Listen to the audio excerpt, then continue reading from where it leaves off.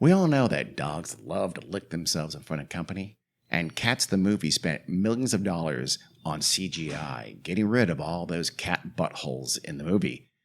That movie would have done G. Clifford Prout proud. Hi, everyone. Welcome to the Weird World Podcast. I'm Dean. I'm Carrie. And today, Carrie is going to bring us something that, as we have promised repeatedly and repeatedly broken that promise, is not horrible and depressing and violent. It's not. Like that. It's not. We're so happy to do this. And of course, it's Carrie, not me. That makes all the sense in the world. Yeah. Carrie? Finally keeping my promise. Mm-hmm. We're going to go way back to May 27th, 1959. Starting a timeline. Yep. When a little man... Okay. Little bespectacled man appeared on the Today Show. Didn't know the Today Show existed in 1959, but apparently it did. It's old. So after he briefly introduced himself, he turned to the camera with his very serious face and told America what his mission was. And it was to clothe naked animals for the sake of decency. Interesting, like little cat tuxedos or little like farmer overalls for your sheepdog or something like that. Was that the idea? We'll find out. Okay. This man's name was G. Clifford Prout. He was the president of an organization called the Society for Indecency to Naked Animals, or SINA, S-I-N-A for short. Because, he said, naked animals were, quote, destroying the moral integrity of our great nation. I'm going to say right away, he's not wrong.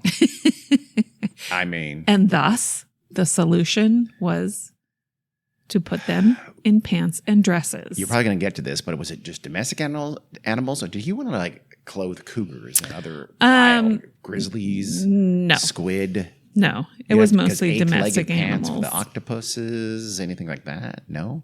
Probably not. That would be, because people aren't coming across octopuses on their daily, right? You see people walking dogs down the street. Squirrels, Carrie. You see cats. Squirrels. Well, I mean. Let's get some clothes on those squirrels. You don't really see much on squirrels, I guess. That's not a good one, but still. Well, G. Clifford Prout never explained why the society was for indecency and not against indecency. Wait, what is it called? A society for indecency to naked animals.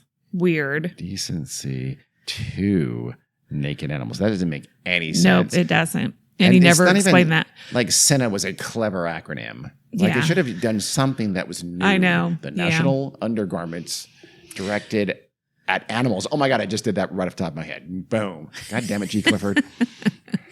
Well, his society was started with an endowment of $400,000 that he got from his father. That's in 1950s dollars? Yeah. $7 trillion in today's money, as you know. And he was using that to fund the organization. So he first appeared... Wait, did I use animals as the last word in my nude? Because that'd be nuda. Yeah. And I apologize to the audience. Go ahead. So he, like I said, he first appeared on the Today Show on NBC, and this appearance got a huge viewer response, and thousands of letters began pouring into SINA's headquarters.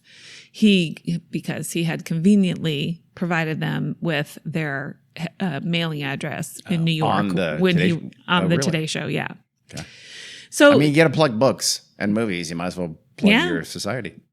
And so he was getting more and more requests for interviews and stuff like that after this Today Show appearance. And he was promoting his anti-animal nudity philosophy. And the society had some really catchy slogans like decency today means morality tomorrow, and a nude horse is a rude horse. You know what? We've all seen what horses are going on down this. The male horses, it can be disturbing. Mm-hmm.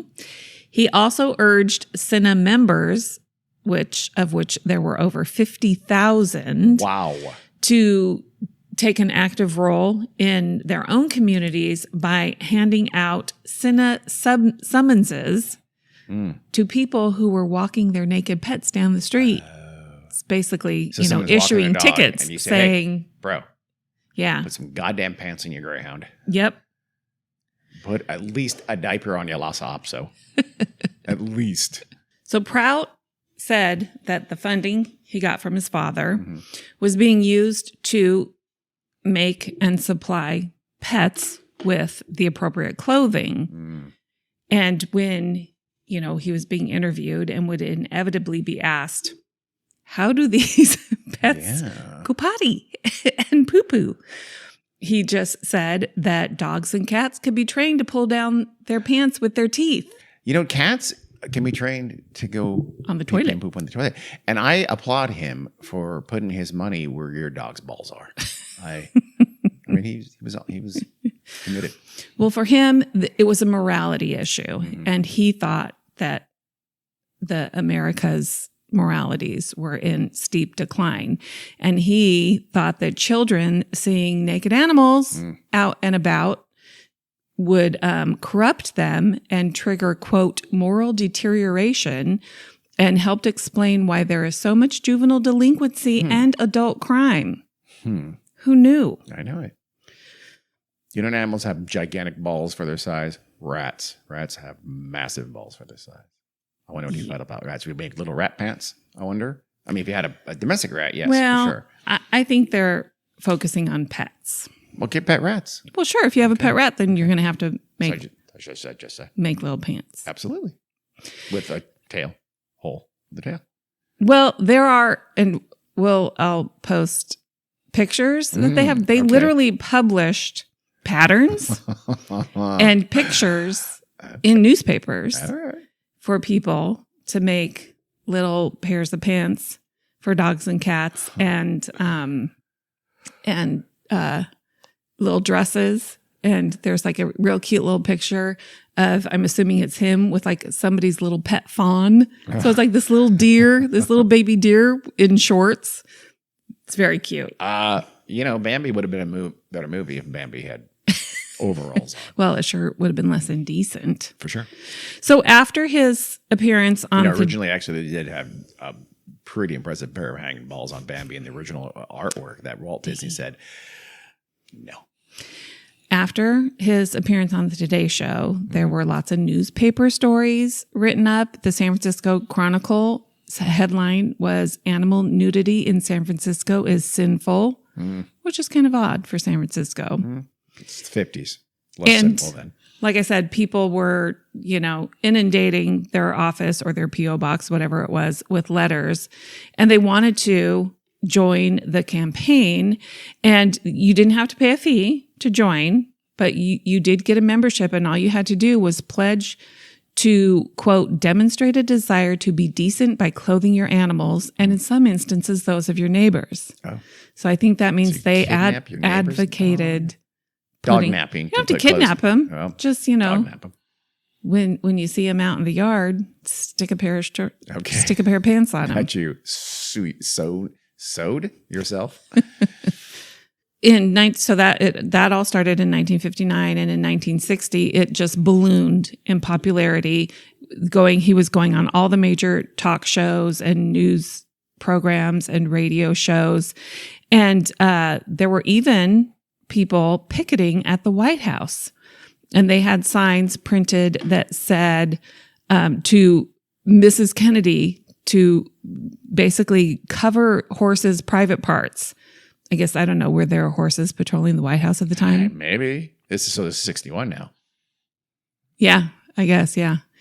And, it kind of polarized people. Yeah. Some people were outraged by it, and others very passionately supported SINA. I mean, clearly some people thought it was stupid. I think this is when Budweiser gelded their Clydesdales because they were on parades and things like that. They even had a weird theme song called Ode to Decency. You please tell me you found it. YouTube. I did not find it. Damn it. And then in August 1962, which was probably the pinnacle of their news coverage, Prout was interviewed on CBS by none other than Walter Cronkite. Walter Cronkite. Wow. So then after the success of SINA, there were some other movements that they tried to get going. With the same people behind? The SINA people? Yep. Okay. One was, this was slightly into the future, 1967. Is it fair to say that they had a lot of balls in the air? No? Okay. A few. Sorry about that. This one was shockingly inspired by the hippie movement. Oh. And he created a topless string quartet. Okay. That seems a little... Oh, wait. I think I figured it out. 2 nipples on humans, 8 on dogs. So it's a quantity kind of a thing. So is that what's going on here, you think? Well, the topless string quartet became so popular that Frank Sinatra actually offered them a record deal. I'm not surprised by that, as long as he can come to all the auditions. They turned it down. Oh. Didn't say if it was topless men or topless women. You would probably not hear the word topless string quartet if it was men. I assume. I don't know. Yeah, I do. I do, for sure. Then topless bars rarely have dudes walking around with no shirts on. Well, they were busy and they had all kinds of causes that they were passionate about. One of those was topless string quartets. Okay. Then in 1970, created a group called Taxpayers Anonymous, and he sued the IRS, demanding that they open up their books for examination. The IRS? Yep. Okay. He's going to audit the IRS. Ballsy. Don't know how far that got. And then also kind of oddly out of character, in 1975, they created this wasn't actually Prout, but same, it was under his auspices. It was by a man going by the name of Omar the Beggar. Created a school for beggars where he taught people how to professionally panhandle because, this was the mid-70s. There was high unemployment. Yeah. The economy was not great. Yeah. Wasn't this around the time of super high energy prices? Long lines at gas stations, right? Around this time? Oh, yeah. I'm guessing. Probably. And so he made the rounds on a lot of talk shows and news programs. Omar the Beggar. Okay. And he would cover his head with like a big ski mask kind of thing. He didn't want people to see what he looked like. Oh, okay. And, he was defending it because people needed to be taught how to make money if they couldn't get a job. Well, a lot of people doing that because you see, because there is a school, there is a motif to panhandling. You have that cardboard sign. You're probably a Vietnam veteran. Clearly not the right age for that, and you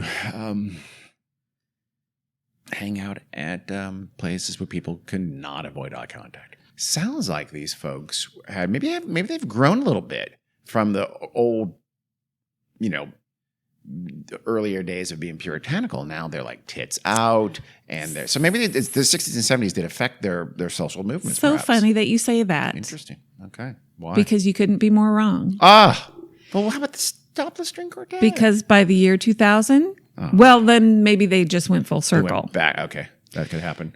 Because in 2000, he launched an organization called Citizens Against Breastfeeding. Oh, well. Huh. So now he's anti-tit. Okay. It was a watchdog group that wanted to ban all public breastfeeding. This is 2000. I believe these groups still exist. Yep. And for instance, they had dozens of protesters at the Republican National Convention where they were passing out flyers and... Seems like the wrong convention to have gone to. I feel like that's the convention to say, we completely agree with you.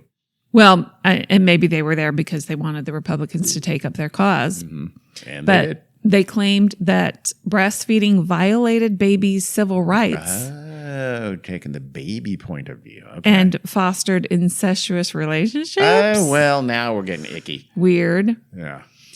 And the founder appeared on news segments, where, they would basically argue with mothers. Breastfeeding mothers. Stop doing that. You're gross. And, members of breastfeeding advocacy groups. And they warned of the perils of the, quote, naughty nipple. Did they throw bottles at them in public displays of anger? No, they didn't. Okay. But like you said, there are plenty of people and organizations still to this day, 26 years later, who still think public breastfeeding is gross and should be banned. And at least do it in a closet. Try to shame women, which, nope. Well, G. Clifford was against you. Mm-hmm. G. Clifford had an earlier political quest. This was actually in the 1964 presidential election. He got behind a presidential candidate whose name was Yetta Braunstein. Dean, political science guy. Do you remember Yetta Braunstein? Running for presidency you in weren't 1964? No, wasn't born yet. But no. you study such things. Yeah, I know. I believe hundreds of people run every year for president, so no.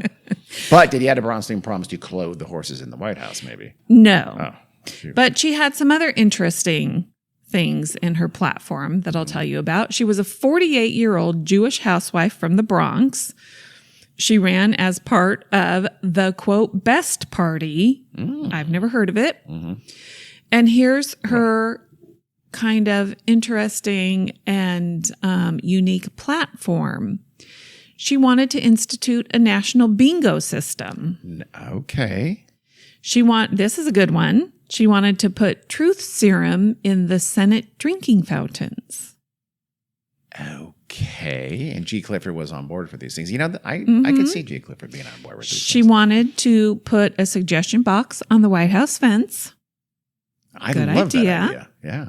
It'd be horrifically abused by cranks and assholes, but sure. This is a good one, too, although I don't know exactly how it would work. She wanted to take away Congress's salary We all and do. put them on state commission. I'm not sure what that means. I don't know how that works either. I mean, Don't even know what that means. we could make them hourly. Is that a 1964 thing? Maybe. Okay. She wanted to lower all the curbs in the city of New York. Okay. I guess maybe because it was hard to I don't up and know. down. I I've don't been know. here. I don't feel like the curbs are that high. She was only This is 48. 1964. Maybe they had higher curbs back then. Maybe. I mean, I doubt if she was using a walker or anything like that, but she cared very deeply about. Maybe she knew people who didn't who had trouble with the knee height, the curb height because of their knees. This one is probably already being used, and I hope she gets credit for it. Well, we're giving her credit for it right now. The use of a metal detector for anyone on tour of the White House. That's a fantastic. That's for sure being used. She was way ahead of her Way time. ahead of her time. Yeah. And lastly, 64, huh? So I'm surprised she was the first person saying that. This is not long after the Kennedy assassination. Not that wasn't in the White House, but you know what I mean. yeah, she had an idea for a new postage stamp, and it was a nude photo of Bridget Bardot. Okay. Odd. Again, Not an American. Given G. Clifford's earlier, it's just animals. I think he had a thing about animals. Now, I'm beginning to be a little suspicious about G. Clifford because he was okay with human nudity, but not okay with animal nudity. That seems a little weird to me. I think he just likes boobs. Yeah, but okay. Well, Yetta Braunstein kind of had a little surge in popularity, maybe just in New York. I'm not really sure. Carrie, she finished a close third in 64. It's not true. But, she was essentially the motherly candidate. Okay. So it was like, vote for your mother. And she told the New York Times that she figured we need a Jewish mother in the White House. A mother will take care of things. Maybe our country could use a queen, It certainly couldn't do any harm. Depends on the queen. And then in her campaign literature, it said, why should you vote for me? Think of all the things your mother did for you. The feeding, changing, washing, ironing, lying for you, crying for you. Lying for you. I like that. Now you can pay her back by putting me in office. I will represent all your mothers and act in their behalf for you. I am not shocked that got some support. You want to hear her slogans? Yes. They're as good as The SINA slogans. nude horse is a rude horse. That's a great slogan. Vote for Yetta and watch things get better. Okay. I like that. And then put a mother in the White House. That's it. Just put a mother. Okay. They were put on lawn signs across America. we need a mother, not a motherfucker. Something like that. I think 64, maybe not get away with that, but yeah, I don't think so. So it seems a little weird, right? Well, people have different, diverse. He certainly interests. Evolved and devolved Yes, that's true. Throughout his storied career. G. Clifford. I'm shocked I've never heard of him. Me too. Well, let's go back to that August 1962 Walter Cronkite The interview. pinnacle of his career. It was. It really was. So as Walter Cronkite was questioning G. Clifford Prout, somebody from the CBS News crew was really looking at G. Clifford and thought, I know that guy from somewhere. I know that guy from somewhere. Huh? Was it a young Connie Chung? I doubt it. So you know who he recognized him as? Who? Another employee at CBS, but not from the news division. He worked for another division, and his name was Buck Henry. Buck Henry? Comedian actor Buck Henry? Comedian actor Buck Henry. 7-time host of Saturday Night Live or something like that on 5 or something. But in 1962, Buck Henry's face was not... No. He was not a household name. He was not easily recognizable. What was he working? He was working for CBS? Yeah. I think he just writer? started as a writer. I don't know what show or what he was doing. Okay. So, Some in the commissary? But Buck Henry had been posing as G. Clifford Prout. What? For a few years now. Henry? Mm-hmm. No. So his cover as G. Clifford Prout was blown. I am shocked. But this is after the end of the news broadcast. So it still went out. Okay. And that was live. When Walter Cronkite found out, he was furious. He had Buck Henry blackball. Oh, wait. No, he didn't. So the jig was up. In 1962? In 1962. That was just the start of G. Clifford for Prout's SINA. Well, career. I think some people probably held on to it. The people that were really into it and thought it was a great thing probably did hold on to it.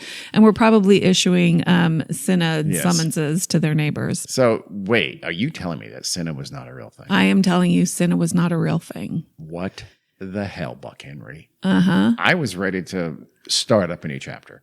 So why was Buck Henry doing this? For laughs? Buck Henry was just the front man. He was just the face. Really? He was acting. It was a gig for him. He was put up to it by his friend, Alan Abel. Alan Abel was a writer and a filmmaker who just he liked to prank conservatives and basically show them how silly they look. Mm-hmm. So that was his goal. And well, remember, this is not long after the McCarthy era. That may be the only safe way you could skewer conservatives then was through parody and satire, really. And even that was dangerous. So he started out, he was born in like the 20s. And, he was, you know where he was born? Where? Zanesville, Ohio. Zanesville, Ohio. Do you remember Zanesville, Ohio? I've heard of it. Oh, the zoo. Yeah. Episode. Yeah. Yep. That's right. So he kind of just accidentally got into the entertainment industry. He worked for his dad, doing something boring that he couldn't stand doing. And then, the Depression came and he ended up going to college in Ohio and then Ohio State or whatever. And he didn't really know what he wanted to do. So he went into music and he was a drummer. And I don't think he liked it very much. He found it really boring. But when he was probably a senior, he was doing some kind of tour for prospective students or incoming students or whatever. And he was up on a stage, and as he was walking around doing something, he fell into the orchestra pit. Yeah. And all the students that on his tour thought it was a gag and that he did it on purpose. So they laughed. They thought it was hilarious. So from then on, as he's walking around the stage, he said every time there was a silence, they just laughed uproariously like he was the funniest thing in the world. And, he had never done comedy or anything like that. And somebody I don't know if it was this incident or somewhere else, but some agent somewhere saw him and said, I'll give you, I think at the time, $50 to do a show at this theater, which in today's money would have been $500. And that's how he got into the entertainment industry. So he says, I realized I faked my way into the entertainment industry and that I could probably audition as somebody else just about anywhere, essentially creating a hoax and get away with it. Oh. So that's what he started to do. So So he was a career hoaxer. Yeah.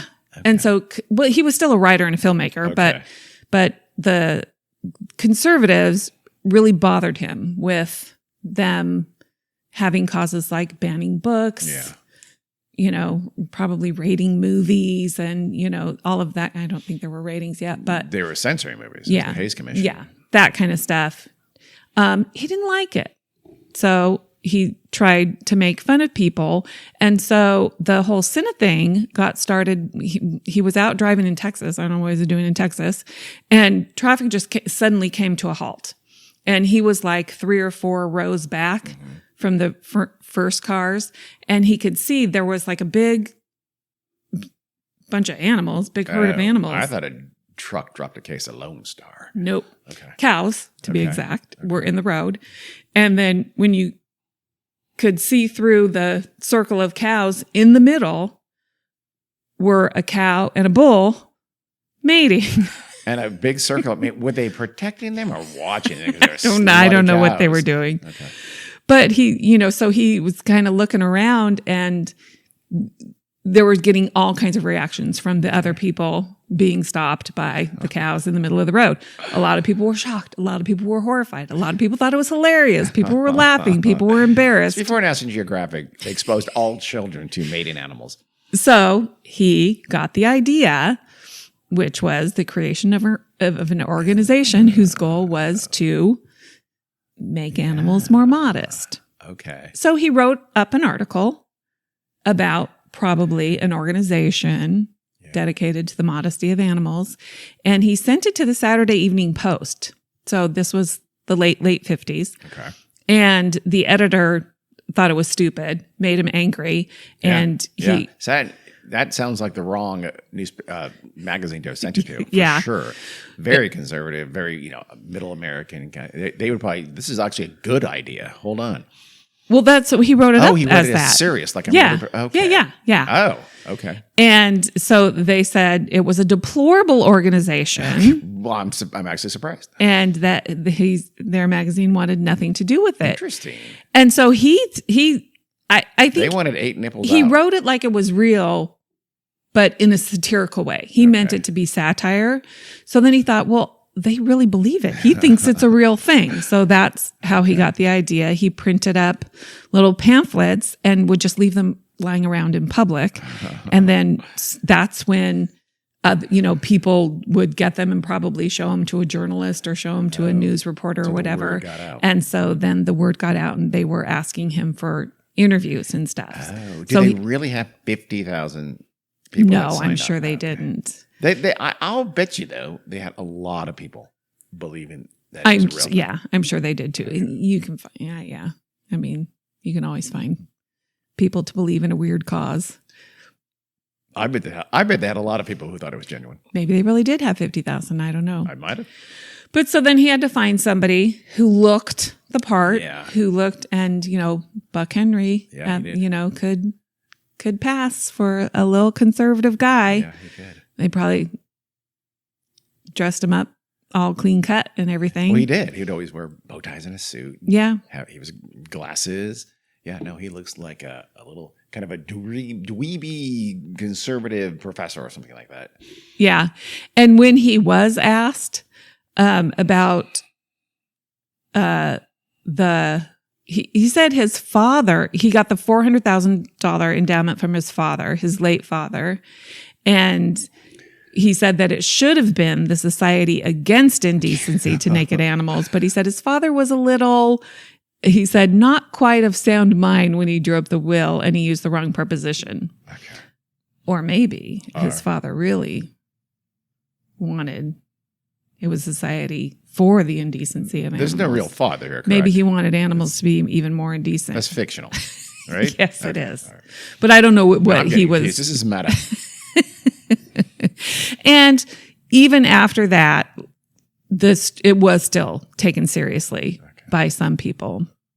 And in fact, a woman in Santa Barbara offered them $40,000. Nice. And he said he couldn't take it because then he'd be committing fraud. Yeah, and he wasn't about that. He didn't want to really go to jail. Organizations pretend that they mean it, but actually continue to pretend that they mean what they say. And they take those checks and they cash them. And they buy cars and houses. It's called Maha. So after the Cronkite interview and when everything kind of blew up, Alan said that it worked because people just never thought that this could be a joke because I guess people weren't doing that. That's a good one. They thought people wouldn't do something like that as a joke, but he said he would, and especially he did. In the late 50s. The time was right for something like that. Yeah. Well, he said, I said earlier that when Walter Cronkite found out, he was really mad. Yeah. And when he found out, I guess maybe he knew who Alan Abel was. I don't know. But he said when he found out it was him, he called him. And Alan said he's never heard him that angry on TV. Of course not. Yeah. Except for the Vietnam War, when they realized that the generals were lying to them. He said he'd never heard him that angry on TV, not about Hitler, Saddam Hussein, or Fidel Castro, but he was furious with me. Wow. So then a little while later, Time Magazine actually wrote a story about the hoax. Oh, really? Uh-huh. In the 60s then? 62? Uh-huh. Okay. And Alan Abel revealed that the real message behind the whole thing, that it wasn't just a hoax, it was commentary on the state of affairs in America. So I kind of wish he was still around doing this stuff. Alan Abel, yeah. Yeah, we all do.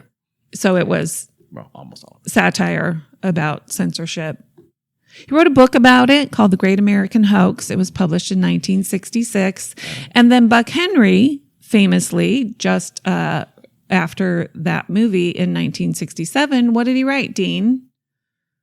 Get Smart. Very famous. Well, he did write Get Smart scripts and a lot of comedy. Yeah. No, he was a great comedy writer. I think he created TV shows too. I think he wasn't he? I think he did too. Yeah.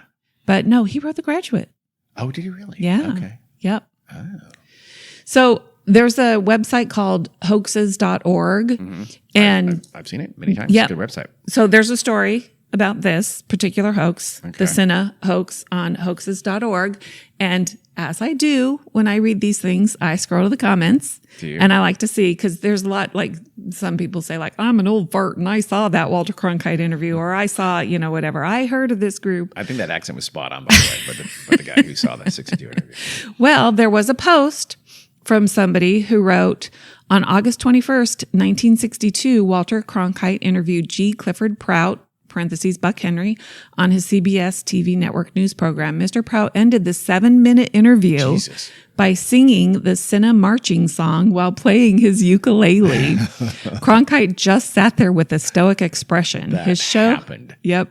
His show ended with no explanation. It was a hysterical sight to behold. Buck and I were laughing our sides off watching the telecast viewed by millions. When Cronkite learned of the hoax, he was furious and kicked the furniture in his office. Subsequently, he arranged to have that 7 minutes erased from the master tape stored in the New Jersey CBS warehouse. That's a dick move, Walter. If anyone made a copy of that news show, please email me ASAP, because I'll be 93 in 3 weeks. Is that Mel Brooks? Who said that? Telephone number. He posted telephone number.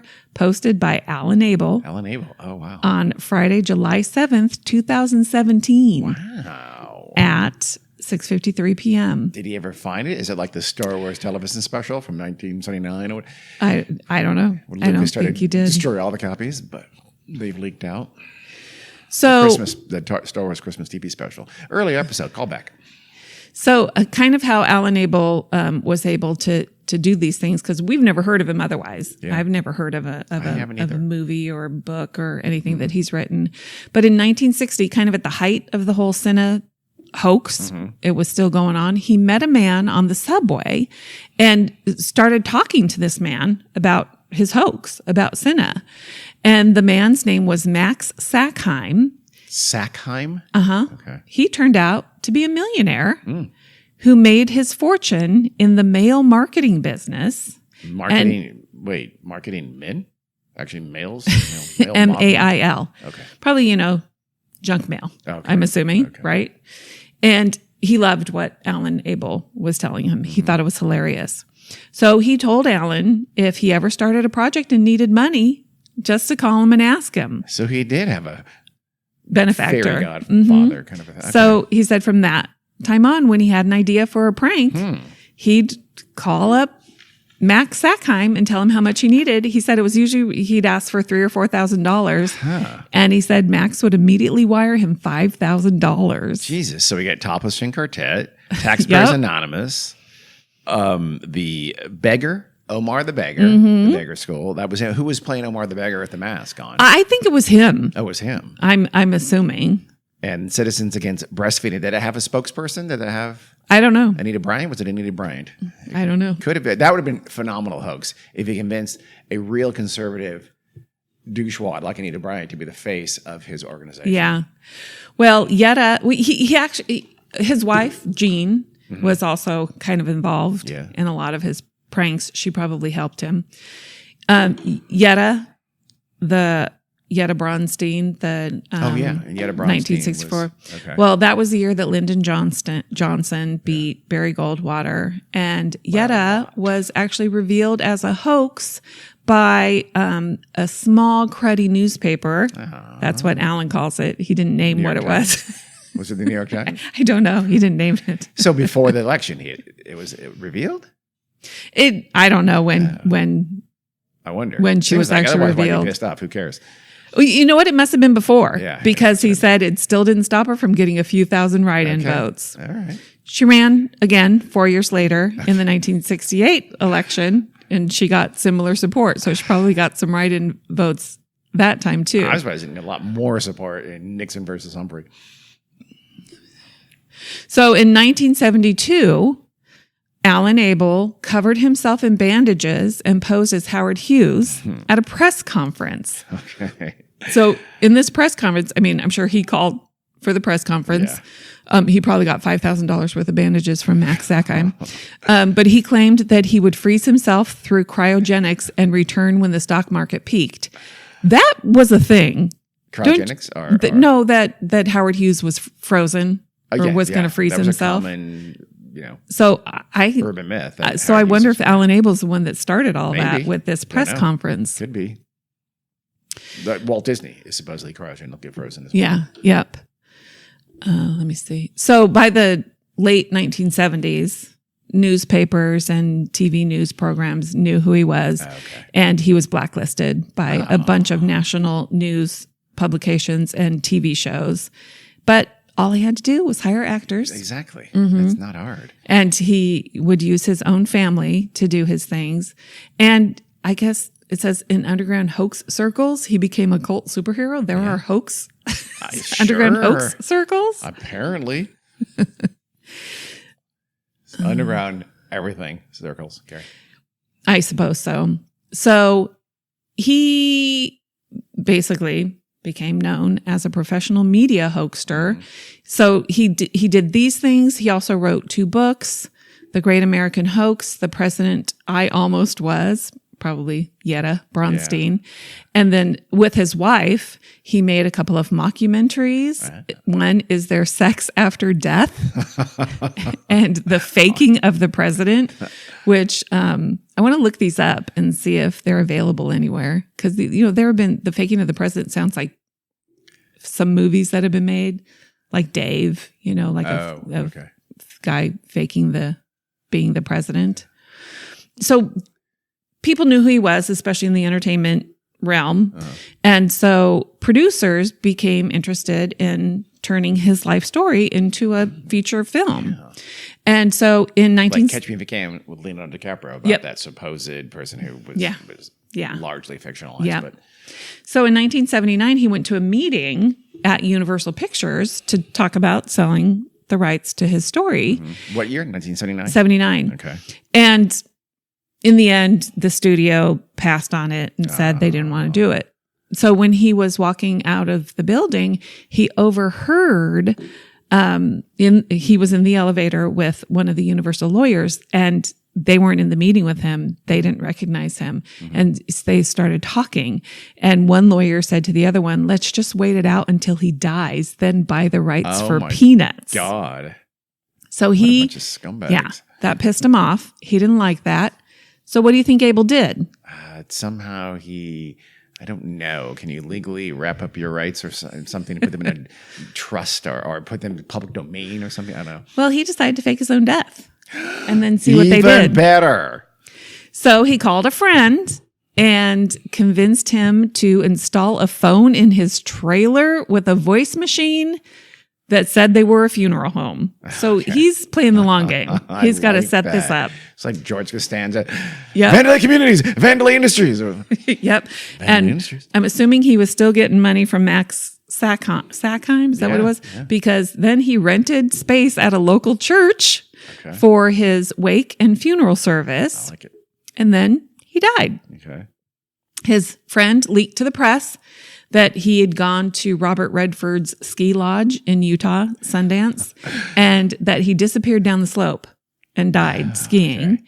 And somehow, that information got to the New York Times. And the Times fact-checked it because they knew who Alan Abel was. They called Robert Redford. They called the funeral director where his body was, who was Alan's friend in the trailer. Okay. Well, Acme Funeral Home verified that, yes, they had the body. And then they called the church, and he really had rented the church for the service. He knew what a newspaper would do. So the church said, yes, of course, that wake and funeral are, tomorrow morning, January 2nd, 1980. So the New York Times devoted 8 inches of space in a very glowing obituary of Alan Abel. So, then he got to walk to his neighborhood newsstand and read his own obituary. I would absolutely wait until Universal called his wife. That rights for $3,000. Well, I don't think he could wait that long because he said after he died, he went to the bank to get the money to pay for his wake because he had to go pay for it. He couldn't withdraw money because the bank blocked his accounts, which I mean, this is 1980. Yeah, women, I don't know. Maybe they weren't joint accounts with his wife. And then his relatives started coming out of the woodwork like they do. I don't think he was super wealthy, but he said, they were coming and claiming things that made him mad. So he said that's it. We can't go on with that. Okay. So then he held his own press conference and told the reporters that the news of his demise was gravely exaggerated, which is supposedly what Mark Twain said. Greatly. He said gravely. Gravely? Okay. Well, I mean, the sentiment was the same thing that Mark Twain said. So when he held this press conference, in the front row were none other than 4 of the obituary writers for the New York Times. And he said they didn't say a word the whole time. They didn't respond. They didn't show any emotion whatsoever, but they were ready to kill. So 2 days after the original obituary was printed, the New York Times published an embarrassing retraction. I would have absolutely owned it and had a whole feature article on Alan Abel. Now we are the latest dupes of Alan Abel's genius hoaxes. Yeah, it was probably much shorter than the 8 inches. I think you need to not take yourself goddamn seriously. This is the New York Times. They take themselves very goddamn seriously. Especially the New York Times.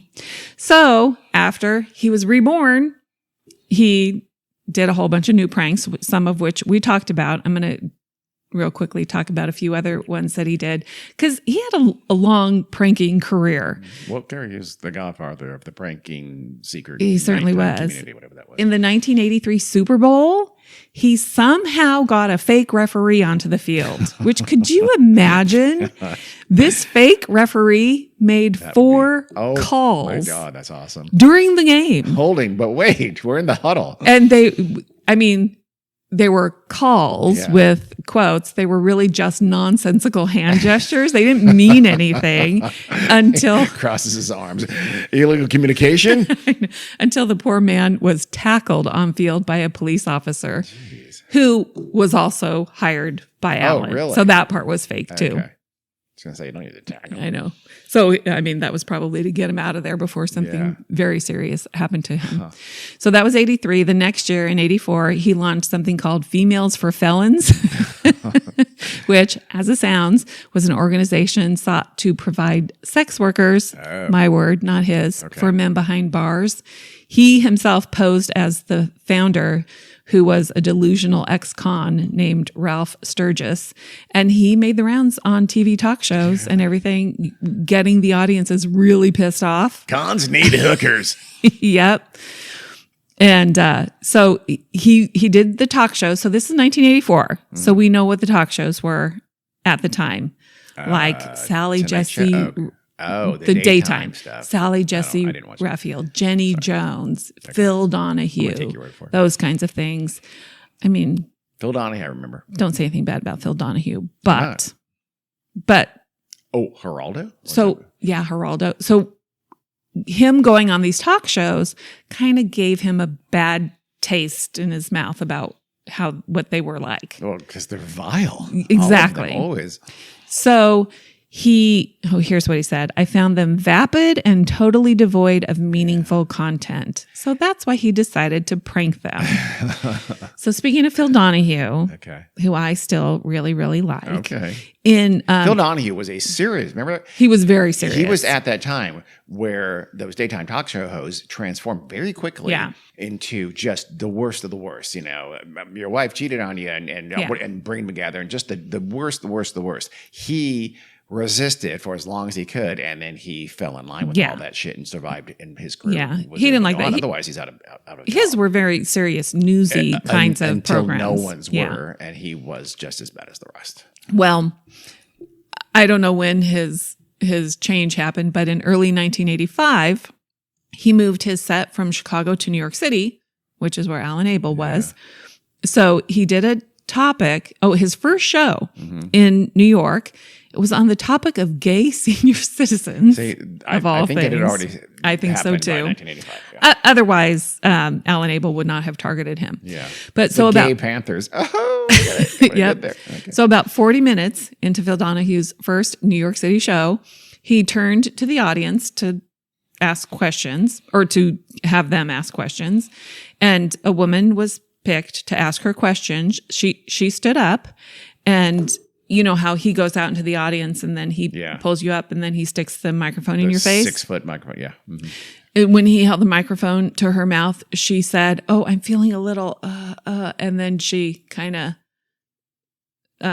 swayed back and forth. And then this is live TV. She fainted and he just kind of has to catch her. And it's like she goes down. And so the show immediately cuts to, and you can see this online. The show immediately cuts to a commercial break. So when they come back, he talks to the camera. Phil Donahue talks to the camera and says, "Our viewers are entitled to know that," and then another person faints. And then you hear people gasping in the crowd. This is his first New York show? Yes. People are fainting. And then you could hear Phil Donahue saying, "We've lost another one." And then one after another, 5 more people faint. You start thinking, we need to get out of it. We need to exit the building. There might be something wrong with air. Carbon monoxide. Yeah. So after 5 more people fainted, Phil Donahue stops the show and they remove the entire studio audience because they're worried. They don't really know exactly what's going on. And the camera pans across the empty room. The audience is completely empty. So later that night, I think Phil Donahue was probably interviewed by a news program or something, because there's video of this too, where he says, "We think it was the combination of the lights, the anxiety of live television, and the heat." Really? Because it's never happened before. And the show's spokeswoman says that the people who fainted, which is silly because she wouldn't be able to know this, had little or no breakfast before the 9 a.m. show. And many were wearing heavy clothing because of the sub-zero temperatures outside, while temperatures in the studio were in the mid-70s. Like they were wearing too much clothes. God. And, Again, all talk shows had always had those conditions for years and years and years. Yep. And, years. And yeah, I'm glad you monitor your audience's breakfast. But because Chicago was so much different. Cold weather there. But so anyway, the truth was way simpler than no breakfast, and it was too hot in the studio that Alan Abel staged the whole thing. Nice. He thought the show lacked any real substance or meaningful conversation, so he decided to hoax it. So he got 7 actors. He paid them each $50. And he had an inside connection with a casting director, because I don't know how they get their live audience in one show. I mean, I don't know. Are people lining up for the Bill Donahue show? The first one, I don't know. Yeah, I don't know either. Yeah, I would think a lot of people want to go see the live taping of the But that's why he had a connection. So he got his 7 people in there. I'm assuming they're all women, and so the instructions were to faint when they were asked a question. You're relying on he's going to ask them questions, but okay. So he called it Fight Against Idiotic Neurotic Television, or FAINT for short. And the purpose was to call out the sensationalism of American talk shows. He did it again 9 years later in 1994. This time was the Jenny Jones show, which was really, there was nothing of any substance on the Jenny Jones show. Awful. There was other by that bad point, things happened on her show. You can look up if you want to. They were all like the Jenny Jones show. Yes. I mean, they're sensationalistic and just fake. They're just the worst daytime TV. Never recovered. So in this episode, he had another inside connection, but this way he actually got to be on the show, one of the people that Jenny Jones was talking to, with a woman actor playing his wife. This episode was very tabloid. Wait, Alan Abel himself was being interviewed by her. Yes, with a woman, an actor who he hired to play his wife. So the subject of this episode was revenge. So on the show, his wife, played by the actress, told Jenny Jones, her story was what she did when she caught her husband with another woman. So she said, I waited till I was sure he was asleep. Then I grabbed my trusty little tube of crazy glue, pulled back the sheets, and I glued his penis to his butt right where it belonged. I can't figure out how she did this. I mean, obviously she didn't, but yes, but it seems a little difficult. But so anyway, everybody laughed like, oh, this is some crazy. Some women even applauded in the audience. But she should have glued his hand. Yep. Yeah, that would be better. But I'm assuming it was a woman who knows, in Chicago, watching the show, recognized Alan Abel's face because he wasn't disguised or anything. Yeah. He really couldn't be. Yeah. So she called in to the network to report the hoax. Oh. But they couldn't pull it in time. Yeah. It was already going to air. Awesome. So it was shown in more than 30 states. What an asshole for calling the network to try to, that person who recognized him. What a douche. Yeah. Because maybe they just changed names. I mean, maybe it was not really the point. But I guess they knew he was a hoaxer. Why are you being a dick? Let it happen. What do you care? Oh, what, you trying to protect the integrity of Jenny Jones? I know. And then in 1998, so he's in his 70s now. HBO was doing a show called Private Dicks. Don't know exactly. I mean, you can guess what the show was about, but it seemed like maybe they were interviewing men talking about their dicks or something. I don't really know. I was going to assume it was like some kind of a private investigator. No. Okay. It was like real people. Yeah. HBO's had a blind spot for anything they thought was sexy or So I'm sure most men going on an HBO show talking about their penises were going to be talking about how big they were or how wonderful they were or whatever. Got it. He claimed that he had a tiny 1-inch penis when it was erect. We better put a warning on this show. And he talked about it, but it was still no problem. All you got to give me is a dark room, and What? yep, Okay. and it's great. So anyway, I guess after they made the show, HBO found out Oh, really? that he was fake, and they were furious. Did they already air it though? That episode? They ended up. I think they found out before, but they kept it in because he was the only person talking about that thing. Yeah. You know. Well, HBO has only themselves to blame for airing a show called Private Dicks. I know. And then, so it was after that he did the breastfeeding thing too. Okay. So in the early 2000s, he was notorious. He was kind of wrapping it up. So he decided to launch a freelance business helping people out with revenge. He charged $500 so people who felt they had been wrong, they would come to him and he would help them plan some kind of retaliation, something. His thing is comedy and satire. So his goal was to amuse and embarrass. He didn't not revenge as in hurting anybody or anything like that. So he told one story about he got a call from a young woman who said that she saw one of her old classmates in a public restroom, and they both had engagement rings. And so they were looking at each other's engagement ring, and they looked really similar. And so they were talking about their rings and their fiancés, and they found out their fiancé was the same man. So they were understandably very mad. This guy was some kind of hedge fund business guy. So Alan Abel set up a fake award that this guy was supposedly going to win. Yeah. So they contacted him and said, hey, you're getting this award.